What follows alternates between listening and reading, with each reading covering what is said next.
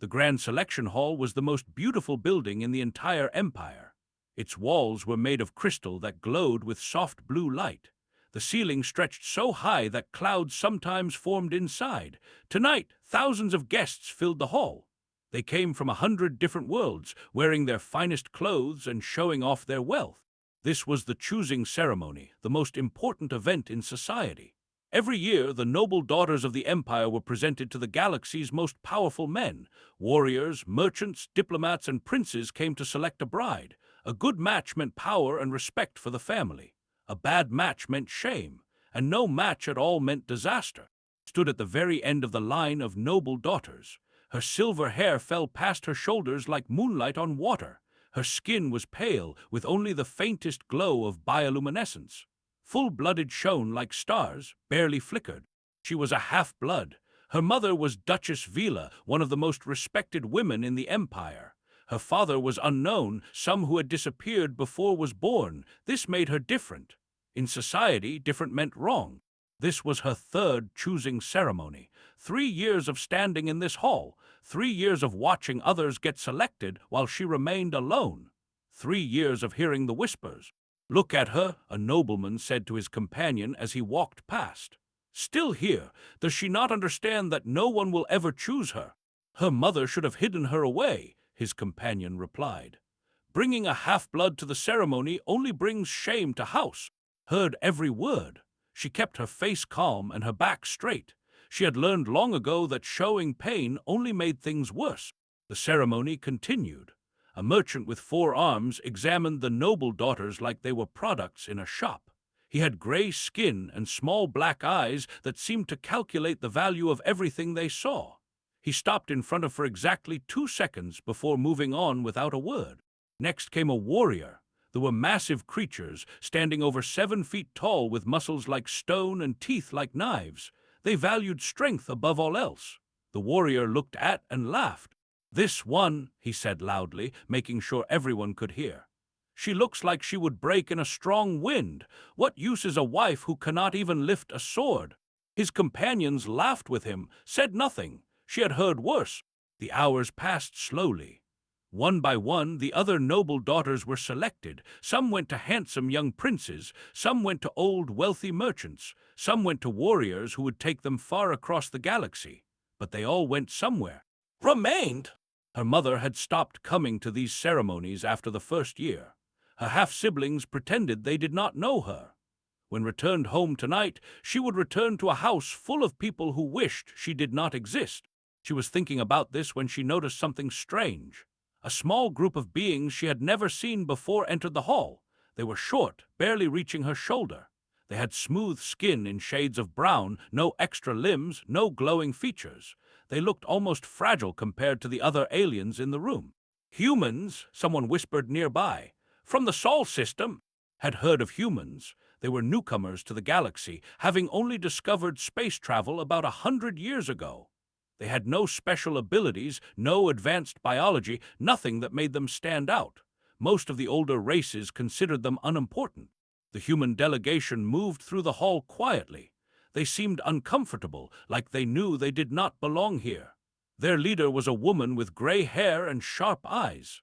She spoke softly to her companions, probably explaining what was happening. One of the humans caught attention. He was a young man with black hair and dark eyes. He wore a formal suit that did not quite fit him right. He kept pulling at his collar like it was choking him. He looked like he would rather be anywhere else in the galaxy.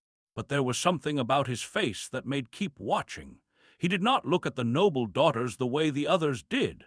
He did not calculate their value or measure their strength. He just looked with curiosity and something that might have been sympathy. His eyes met hers across the crowded hall. Quickly looked away. Why would a human be looking at her? Humans were even lower in status than half-bloods. A match between them would be unthinkable. The ceremony was almost over now. The hall was beginning to empty as the selected daughters left with their new partners. Soon, only the rejected ones would remain. This year was the only one. She prepared herself for the long walk home. She would have to pass through the main streets of the city where everyone would see her shame. Tomorrow, her family would hold a meeting to discuss what to do with her. Some would suggest sending her away to a distant planet. Others would suggest worse things. "Excuse me." The voice came from right in front of her. Looked up, startled. It was the human man. He stood before her with a nervous expression on his face. Up close, she could see that his eyes were not just dark. They were warm, like earth after rain, like something alive and growing. "I am sorry," he said. His translator turned his words into perfect. "I do not know the proper way to speak here, but I have been watching you all evening." Did not know what to say. No one approached her at these events. No one. "My name is," the human continued. "I am part of the Earth diplomatic team. This is my first time at a ceremony. I do not understand most of what is happening here." He paused, as if gathering courage.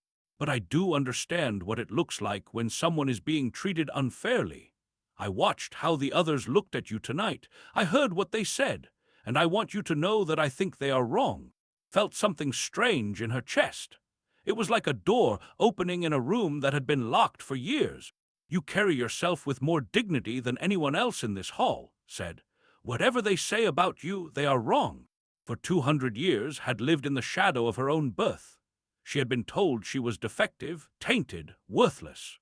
She had started to believe it, and now this small, unremarkable human was standing in front of her, telling her that everyone else was wrong. Something inside her broke, or maybe something inside her finally became whole. Before she could think about what she was doing, before she could consider the consequences, before her rational mind could stop her, heard herself speak. "Will you be my husband?" The words hung in the air like stars in the darkness. The hall, which had been filled with the noise of people leaving, suddenly became completely silent. Everyone was staring at them. His eyes went wide. His mouth opened and closed, but no sound came out, and realized that she had just changed everything. Had not wanted to come to the choosing ceremony. He was a junior, the lowest rank in the diplomatic corps. His job was to carry bags and take notes, not to attend fancy alien parties. But Ambassador Bora had insisted that everyone on the team needed to experience culture firsthand. "You cannot understand a people if you only read about them in reports," she had said. "You must see them, smell them, feel the air they breathe." So had put on his formal suit, the one that was slightly too tight around the shoulders, and followed his team into the grand selection hall. The first thing he noticed was how tall everyone was. They towered over the human delegation like trees over flowers. Their skin glowed with soft light, and they moved with a grace that made feel clumsy and small. The second thing he noticed was the cruelty. The choosing ceremony was presented as a beautiful tradition, a celebration of love and alliance. But as watched, he saw what it really was. It was a marketplace. The noble daughters were products to be examined and judged. Their value was determined by their bloodline, their appearance, their usefulness as political tools. And the ones who were not selected were thrown away like garbage. Watched as a merchant dismissed a young woman with a wave of his 4 arms. He watched as a warrior laughed at another, calling her weak and useless. He watched as one by one the daughters either found a match or were left alone to face their shame. But one woman caught his attention above all the others. She stood at the end of the line, her silver hair making her easy to spot in the crowd. She was smaller than the other, and her skin barely glowed at all. From the whispers around him, learned that she was a half-blood, considered defective by standards. He watched as delegate after delegate rejected her. Some did not even look at her. Others looked and laughed. One warrior made a joke about her in front of everyone, and the hall filled with cruel laughter. But the woman did not cry. She did not beg. She did not run away. She stood with her back straight and her face calm, accepting each rejection with quiet dignity. His grandmother had told him stories about their ancestors in Korea. She had told him about people who had endured invasion and war, occupation and hardship. She had told him that true strength was not about fighting back. True strength was about keeping your dignity when everyone was trying to take it away. This woman had that kind of strength. As the evening went on, found himself watching her more and more. He saw the small signs of pain that she tried to hide, the slight tightening of her jaw when someone insulted her, the quick blink of her eyes when a particularly cruel remark hit its mark. She was hurting, but she refused to show it. "Stop starring," Ambassador Bora whispered to him. "We are observers here, nothing more." But could not stop. When the ceremony was almost over, he realized that the silver-haired woman was the only one who had not been selected. Every other noble daughter had found a match. She alone remained. He watched as she prepared to leave. He saw her take a deep breath, squaring her shoulders for the long walk through the city streets. He imagined what waited for her at home: disappointment, shame, maybe something worse. And before he knew what he was doing, he was walking toward her. "What are you doing?" Ambassador Bora hissed from behind him. Did not answer. He did not know himself. All he knew was that he could not watch this woman walk away without saying something. He stopped in front of her. She looked up at him with surprise in her eyes. They were beautiful eyes, he noticed, like liquid silver. "I am sorry," he said. His voice was shaking slightly. "I do not know the proper way to speak here, but I have been watching you all evening." The woman stared at him. She seemed completely confused by his presence. Told her his name. He told her he was part of the Earth diplomatic team. He told her that he did not understand most of what was happening here. Then he told her the truth. "I watched how the others looked at you tonight. I heard what they said, and I want you to know that I think they are wrong. You carry yourself with more dignity than anyone else in this hall. Whatever they say about you, they are wrong." The woman's expression changed. Something shifted behind her silver eyes. For a moment, she looked like someone who had been drowning and suddenly found air. Then she spoke. "Will you be my husband?" The words hit like a physical blow. He stood frozen, unable to process what he had just heard. Around them, the entire hall went silent. Hundreds of alien eyes turned to stare at them. "Did she just?" Someone whispered. "A human!" Another voice said with disbelief. "This is outrageous!" A nobleman shouted. His mind raced. He thought about what this would mean. He thought about the political consequences, the diplomatic disaster, the danger to his career and maybe his life.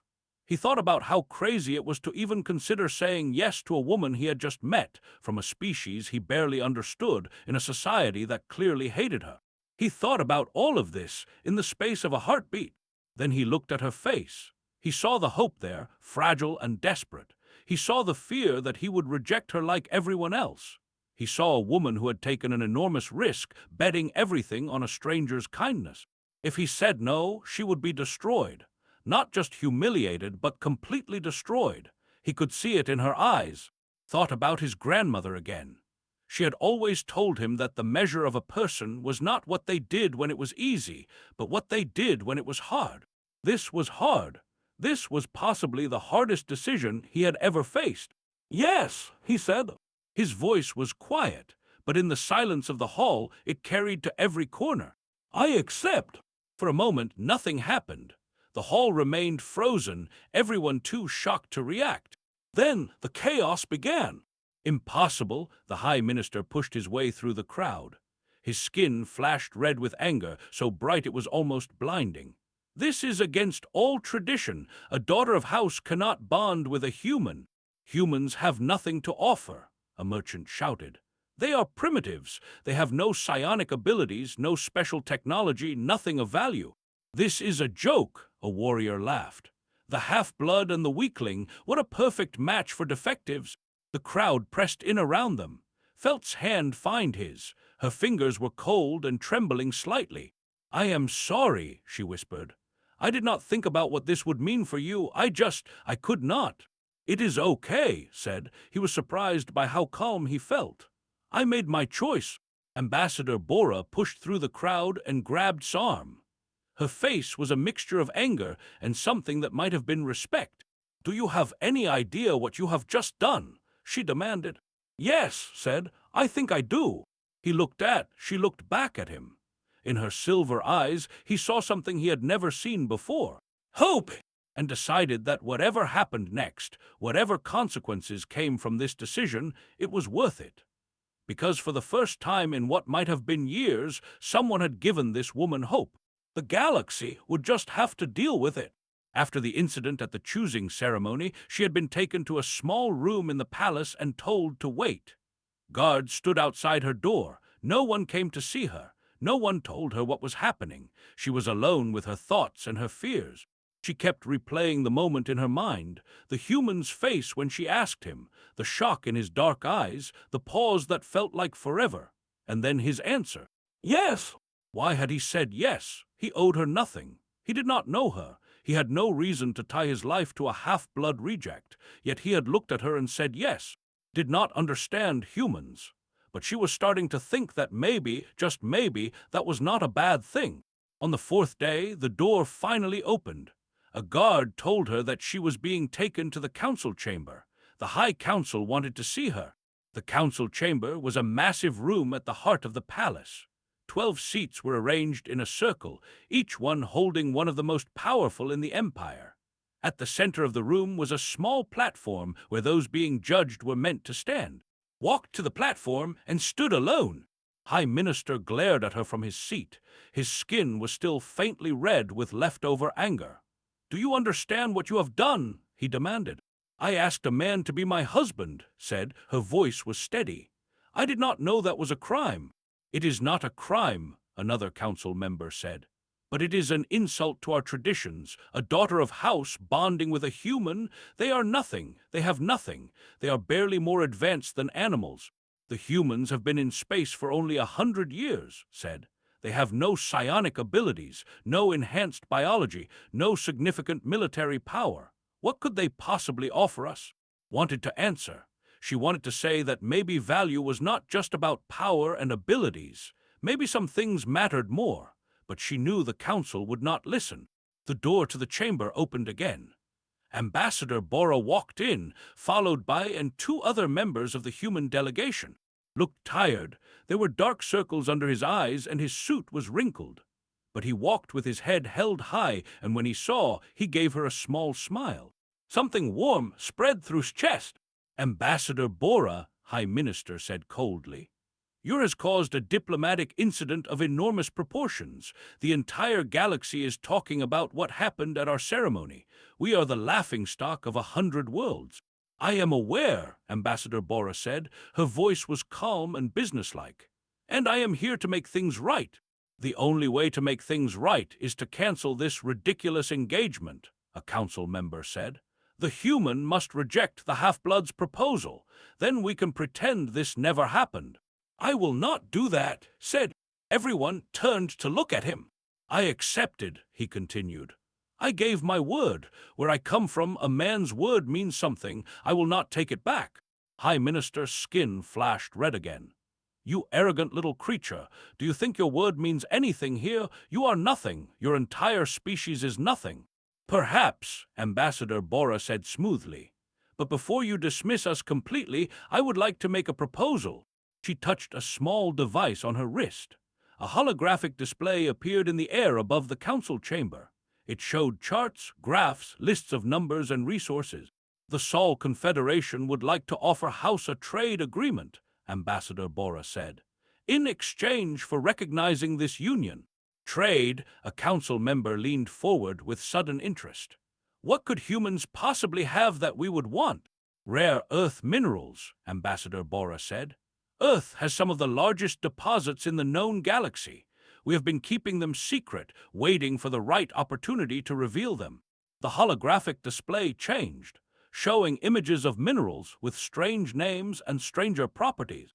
"We also have medical technology," Ambassador Bora continued. "Human biology is different from most species in the galaxy. We have developed treatments for diseases that other races have never encountered. Some of these treatments might be very useful for certain conditions." She glanced at. Understood, human medical technology might help half-bloods like her. It might treat the conditions that made them different or help them live better lives. "Additionally," Ambassador Bora said, "we offer cultural exchange programs, scientific partnerships, and military support in times of crisis. The total value of this agreement is approximately 10 times what any other delegation offered at the choosing ceremony." The council chamber was silent.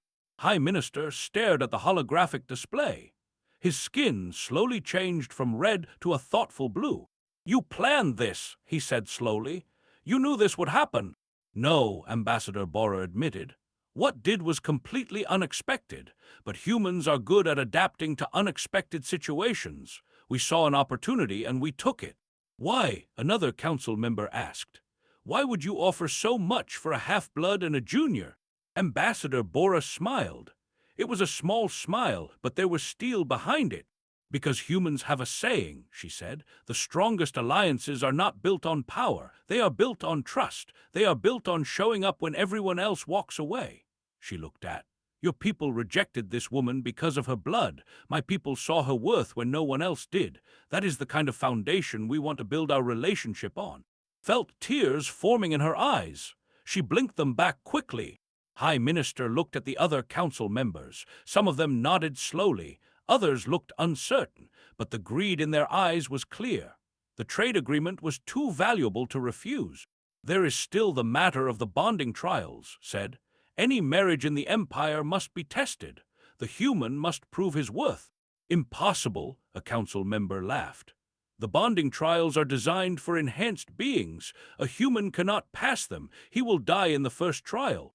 Then that will solve everything, will it not? Said with a thin smile.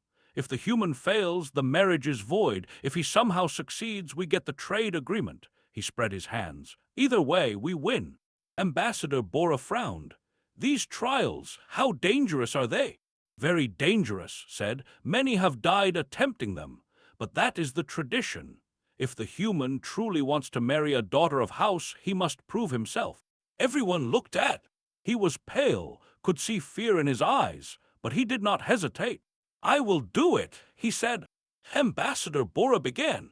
I said I will do it, looked at. I gave my word. I am not taking it back. His heart was pounding. She wanted to tell him to stop, to refuse, to save himself. The bonding trials were brutal, died attempting them. A human had no chance. But when she looked at his face, she saw something that stopped her words.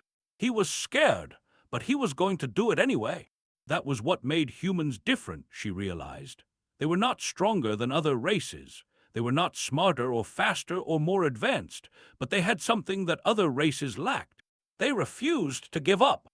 Then it is decided, High Minister said. The bonding trials will begin in 3 months. The human will have that time to prepare. His smile widened. He will need it. The council meeting ended. The guards led away again. But this time, as she walked past, he reached out and squeezed her hand. We will get through this, he said quietly. Together. Believed him. She did not know why. She did not know how. But something in his eyes made her believe, and for the first time in 200 years, had something to hope for. The 3 months of preparation passed faster than expected. Every day, she went to the training grounds to help prepare for the bonding trials. This was against tradition. Noble daughters were supposed to wait quietly while their partners proved themselves, but had already broken so many traditions that one more did not matter. Trained harder than anyone she had ever seen. He woke before sunrise and exercised until his muscles screamed. He studied history and culture until his eyes burned. He practiced combat techniques even though his human body could not match strength. You are going to kill yourself, told him one evening. He was lying on the ground, gasping for breath after a particularly brutal training session. Maybe, admitted, but I promised I would try. Why? The question had been burning in his mind for months. Why did you say yes? You could have refused. You could have walked away. No one would have blamed you. Sat up slowly. His dark eyes met hers. My grandmother used to tell me stories, he said. Stories about our ancestors in Korea. They faced invasion and war. They were occupied by foreign powers. They were told they were worthless, that their culture was inferior, that they should be ashamed of who they were. He paused, catching his breath. But they did not give up. They kept their dignity, they kept their hope, and eventually they rebuilt their nation and made it one of the most successful countries on earth. He looked at, with something like wonder in his eyes.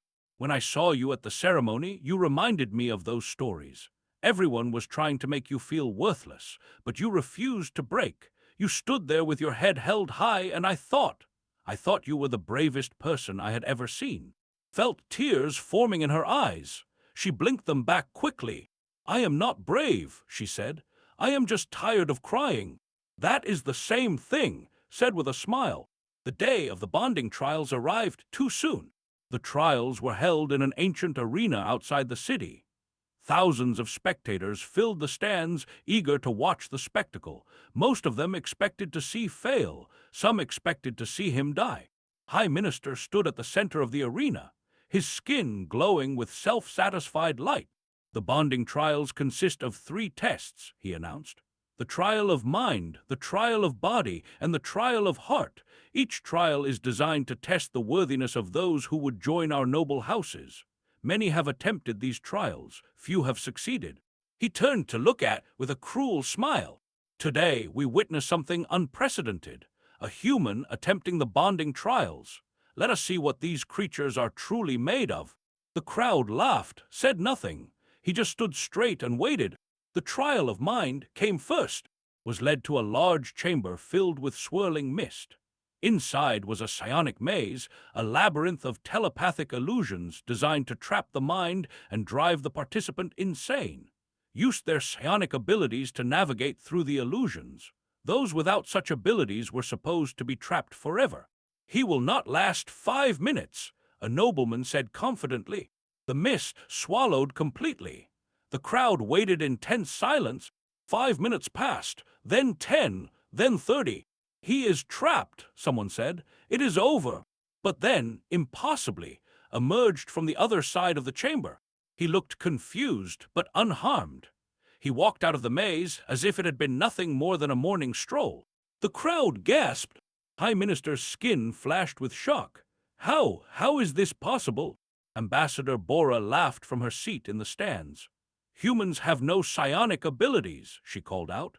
"The illusions cannot affect him. He walked through them because he could not even see them." Felt a strange pride swelling in her chest. The thing that made weak, his lack of psionic power, had become his greatest strength. The trial of body came next. This was a grueling endurance test across harsh terrain. Participants had to cross mountains, valleys, and deserts, all while the arena's environmental controls tried to stop them. The air was thin, the ground was rough, traps and obstacles appeared without warning. Were stronger, faster, and more resilient than humans. They could complete the trial in a few hours. The judges expected to collapse within minutes. He started running. The crowd watched. Within the first hour, fell for the first time. His legs gave out beneath him, and he crashed to the ground. Blood dripped from his knees. "Stay down," the crowd whispered. "Give up." Got up. He started running again. In the second hour, he fell again. This time, he was crawling up a steep mountain slope when his arms gave out. He tumbled backward and lay still on the rocks below. "He is done," someone said, but got up again. Slowly, painfully, he pushed himself to his feet and continued climbing. In the third hour, he fell a third time. His body was covered in cuts and bruises. His breath came in ragged gasps. Every step seemed to cause him pain. A warrior in the stand stood up. "Why does he not stay down?" he demanded. "He has no chance. Why does he keep getting up?" Watched from the stands, her hands clenched so tight her nails drew blood. She wanted to scream to stop. She wanted to run into the arena and help him, but she could not. This was his trial. Fell again, and again, and again. But every single time, he got up. 6 hours after the trial began, long after the judges expected him to be dead, crossed the finish line. He collapsed immediately, his body finally giving out, but he had completed the trial. The arena was silent with shock. High Minister's face twisted with frustration. "The trial of heart," he said. "Begin the trial of heart." The trial of heart was the most mysterious of the 3. Both were taken to separate chambers. Inside, they would face their deepest desires. They would be offered everything they had ever wanted in exchange for abandoning the other.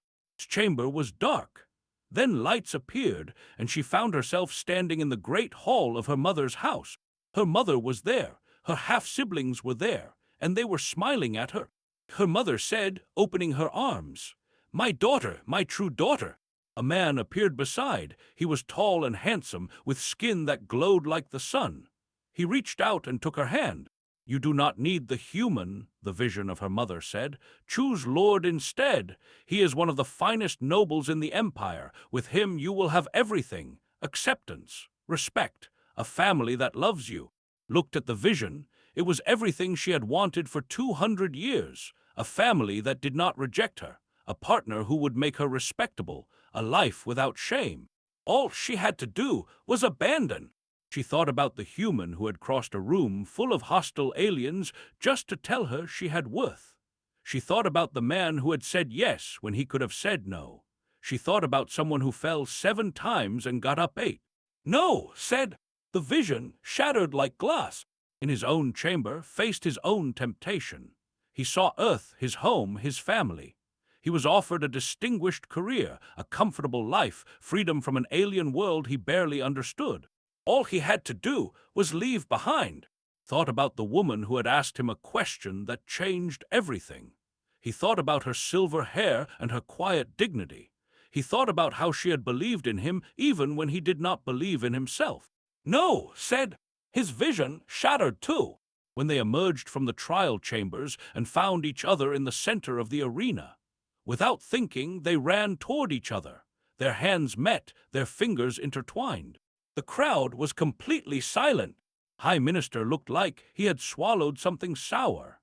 His skin flickered through a dozen colors before settling on a defeated gray. The human, he said slowly, as if the words caused him physical pain, has passed the bonding trials. The arena erupted. Some screamed in disbelief. Others cheered with genuine joy. A few warriors actually stood and applauded, impressed despite themselves by his determination. Looked at, he was battered and bloody, barely able to stand. But he was smiling. "We did it," he said. "You did it," corrected. "No," squeezed her hand. "We."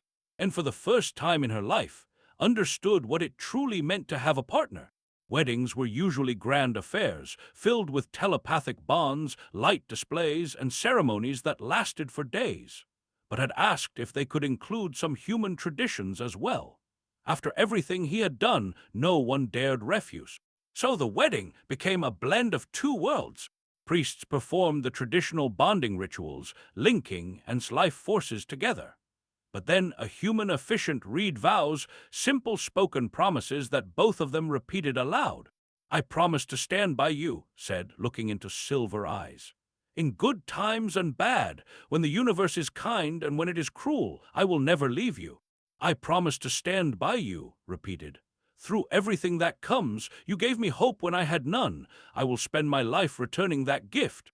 There was music played on physical instruments, something the aliens found strange but oddly moving. There was dancing where partners actually touched, holding each other close as they moved across the floor. "How intimate," an observer murmured. But this time it was not an insult. There was wonder in his voice. The wedding guests were an unusual mix. Human diplomats stood beside nobles. Merchants chatted with warriors. Species that had barely spoken to each other before found themselves sharing tables and food and stories. Ambassador Bora watched it all with a satisfied smile. "You planned this too, did you not?" High Minister asked, appearing at her side. "No," Bora admitted, "but I hoped for it. Humans believe that the best way to build peace is to build relationships, not through treaties and agreements, but through connections between real people." She gestured at the dancing couples. "A wedding is just the beginning, but it is a good beginning." The years that followed proved Ambassador Bora right. The human alliance grew stronger with each passing year. Trade flourished between Earth and the worlds. Human medical technology helped countless half-bloods and others who had been considered defective. Science advanced human understanding of the universe by centuries. But the true change was more subtle, became an ambassador herself. Her experience as a half-blood, once considered her greatest weakness, became her greatest strength. She understood what it felt like to be rejected, to be considered worthless, to be trapped between 2 worlds. She used that understanding to build bridges between species that had never trusted each other before. Rose through the diplomatic ranks as well.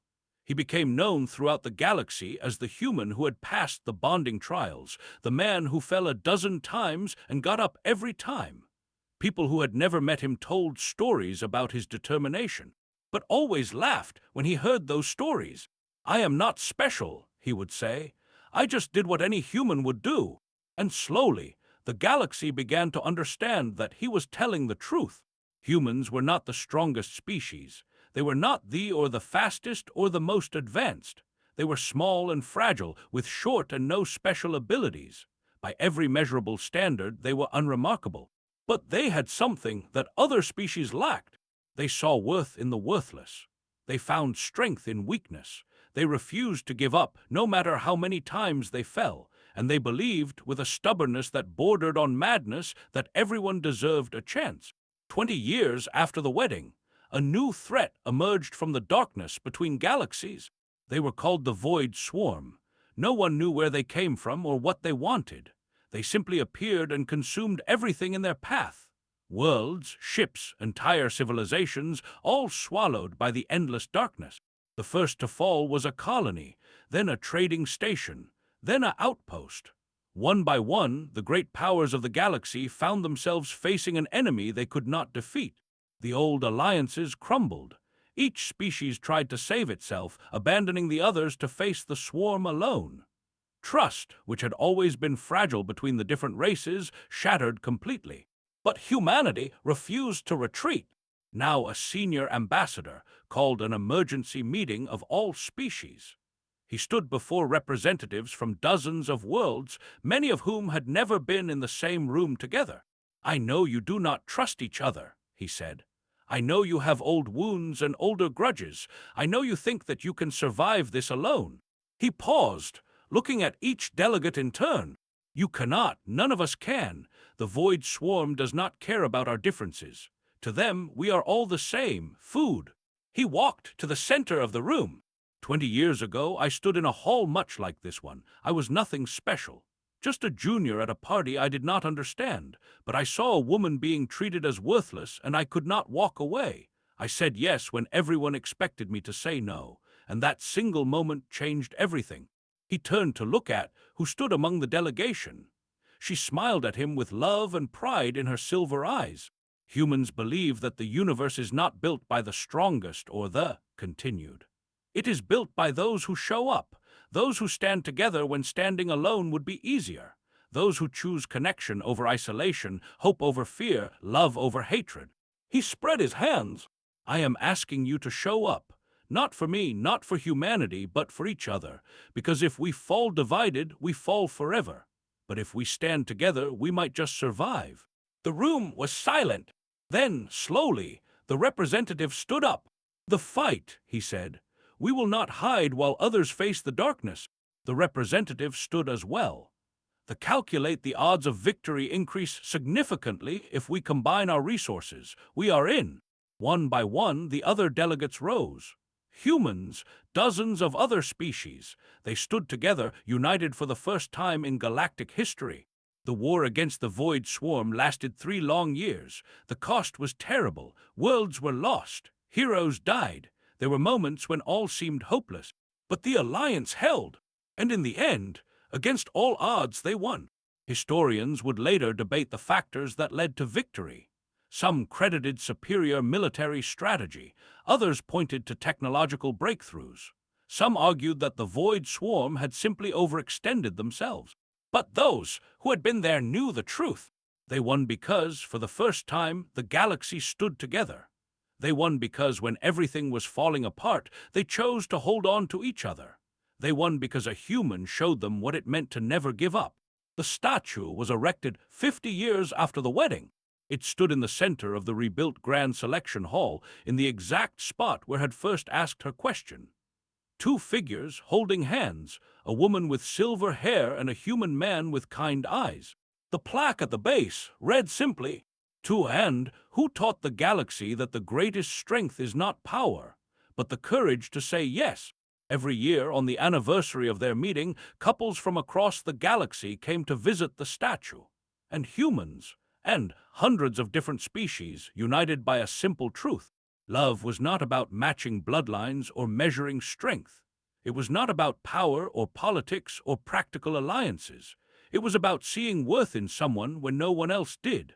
It was about saying yes when the whole universe expected you to say no. And lived long lives, surrounded by children and by friends who had become family and allies who had become friends. They never forgot what it was like to be alone, and they spent every day making sure no one else had to feel that way.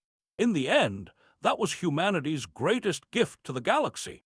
Not their stubbornness, not their determination, not even their refusal to give up. It was their ability to look at someone the universe had rejected and say, "You are worth everything." And that, more than any weapon or technology, was what saved the galaxy from the darkness. Because sometimes, the fate of the universe really does hinge on a single moment of kindness and the courage to say yes.